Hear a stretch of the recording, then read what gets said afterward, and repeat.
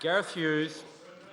Kia ora, Mr Speaker, ngā mihi nui kia koutou. Kia ora, I rise to vote and speak in support of the Honourable Phil Goff's private members bill. We think it's a good bill, that's why the Green Party are supporting it. But Mr Speaker, let me just respond to the member speaking previously. Talk about jumping the shark, talking about exaggerated, talk about someone being out of touch to describe a bill which is literally 2 pages with an explanatory statement as an administrative rigmarole, to describe it as Marxist state control. I don't know what planet that member lives on or what schools he's ever visited, but the fact is, all this bill requires is that those schools teach the New Zealand curriculum.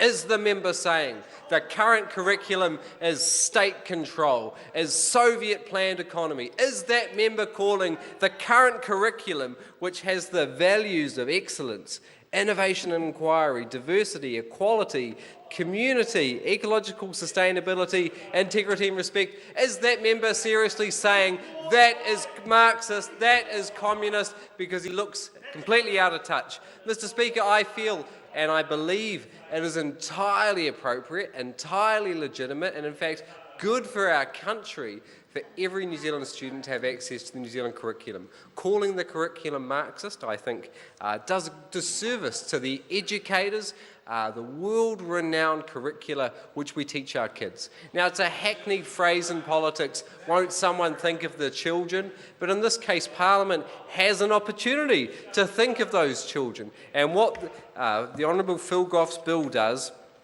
is a simple, effective bill trying to bring public trust and accountability to what the government has foisted upon the New Zealand education system, which is a failed experiment when it comes to charter schools. So the background for anyone listening to the debate is that charter schools, which receive 100% public funding, some of them receiving 5 times the amount of funding that an equivalent student would receive in a state school, aren't required to teach the New Zealand curriculum.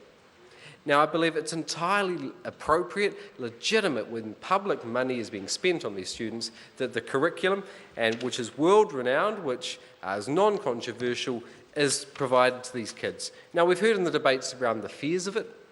I'd also point out it wasn't just the Labour, Green or New Zealand First parties, it was the Treasury who came out opposed to not allowing the curriculum to be provided to charter school students.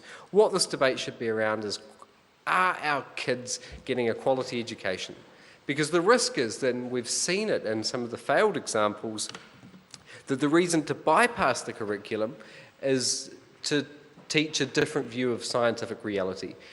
Now, I was a failed teacher trainee. I got a job to sail on the Rainbow Warrior, so I only got halfway through my teacher's training course, but I got to learn about the curriculum, and I was actually shocked, Mr Speaker, when I met a bunch of biology teachers from fundamentalist Christian backgrounds who were only studying biology, only hoping to teach biology so they could propagate their creationist beliefs. As someone who believes in science, believes in the scientific method, I was deeply shocked when I learnt this, and what this background from allowing charter schools not to teach the curricula risks this, which is one of the risks identified by the member Phil Goff. What we fear is a narrow curricula described by these corporate entities who are teaching for profit, who are teaching to a certain ideology or philosophical background, area where corporations or non-profits are teaching with limited accountabilities, in terms of the Ombudsman, in terms of the Official Information Act, who are teaching with untrained and unqualified teachers. Now, it's a failed experiment. We've seen that in Whangaruru School, where only 1 out of 49 kids received a formal qualification. We've seen incredibly tragic outcomes from that school.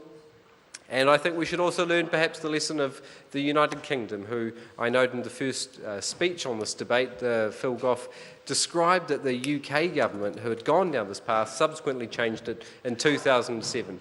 So let's not have a debate just around the politics. Sure, it's a failed political deal that we saw the charter schools, but let's not jump the shark and call it Marxist to simply be giving those kids who are in charter schools who are describing it as Marxist. Absolutely ridiculous.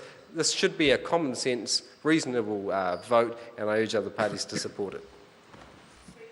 The Honourable Judith Collins.